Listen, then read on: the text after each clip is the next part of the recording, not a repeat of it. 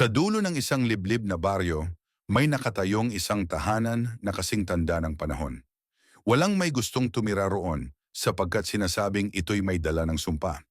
Ayon sa matatanda, ang tahanan ay itinayo noon pang panahon ng Kastila at ang unang nagmamay-ari nito ay isang manlalakbay na natagpo ang patay matapos ang isang kakaibang paglalakbay sa ilalim ng lupa. Si Andres, isang batang lalaking makulit at puno ng pagkamausisa, ay palaging nagtatanong tungkol sa bahay na iyon. Isang araw habang naglalakad pa uwi mula sa palengke, narinig niya ang ilang matatandang nag-uusap tungkol sa lihim na lungsod na di umano'y nakatago sa ilalim ng bahay. Ayon sa kanila, ang lungsod ay puno ng kayamanan, ngunit binabantayan ng mga nilalang na mula sa pinakadilim na bahagi ng daigdig. Balang araw makikita ko yon, bulong ni Andres sa kanyang sarili. Ilang araw matapos ang narinig na usapan, hindi na niya napigilan ang kanyang sarili. Isang gabi, nilusob niya ang tahanan.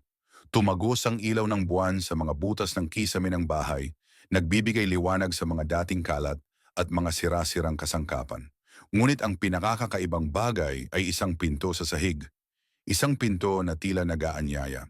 Hindi nag-atubili si Andres at binuksan ito. Bumungad sa kanya ang isang mahabang hagdan pababa, papunta sa isang lagusan na tila hindi na nalakaran ng tao.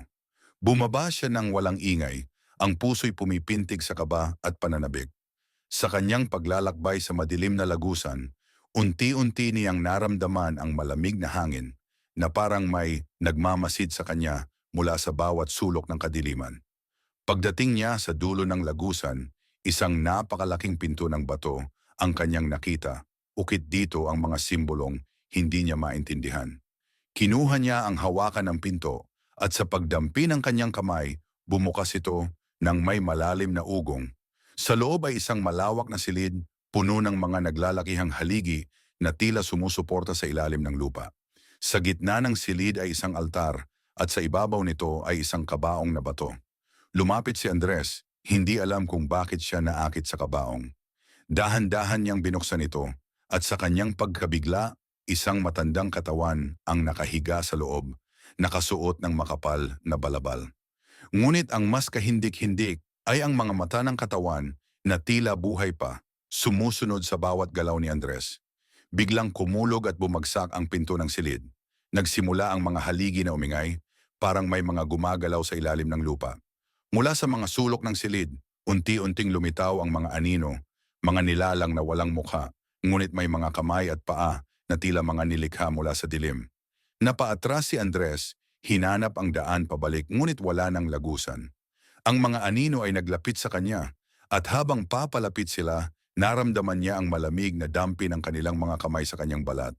Tila ba hinihigop ng mga ito ang kanyang kaluluwa, ang kanyang liwanag. Tumakbo siya, hinahanap ang pinto ng bato, ngunit biglang bumukas ang kabaong.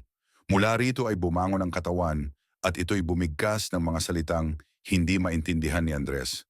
Sinumpa ka na sa pagpasok mo, bulong ng boses mula sa kabaong. Si Andres sa huli ay natagpuan ang kanyang sarili na walang laban sa mga nilalang.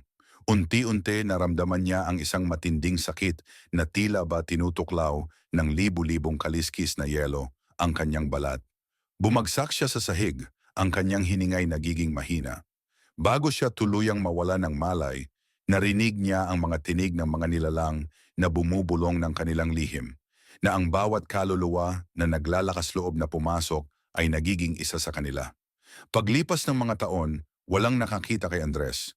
Ngunit ang mga matatanda ay muling nag-uusap tungkol sa bahay at ngayon sinasabing may mga bagong anino na nagbabantay sa ilalim ng lupa.